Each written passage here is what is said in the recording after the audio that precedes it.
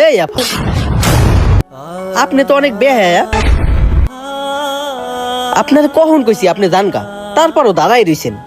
কি হয়েছে রিয়াজ ভাই, আপনি ওনার সাথে এভাবে কথা বলতেছেন কেন?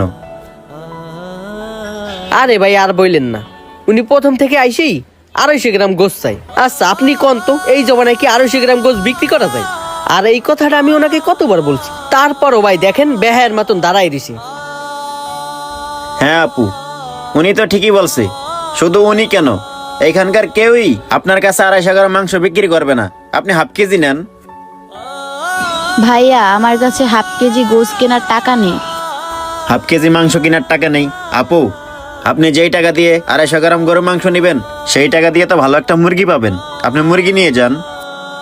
আসলে ভাইয়া হয়েছে কি, আমার মেয়েটা না আজকে বায়না ধরছে, ও আজ ভোর রাতে গরুর মাংস দিয়ে সেহারি খাবে।